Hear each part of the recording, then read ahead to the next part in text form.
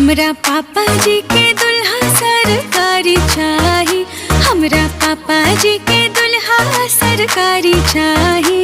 फिर तो 20 लाख रुपया एगो गाड़ी चाही, फिर तो 20 लाख रुपया एगो गाड़ी चाही।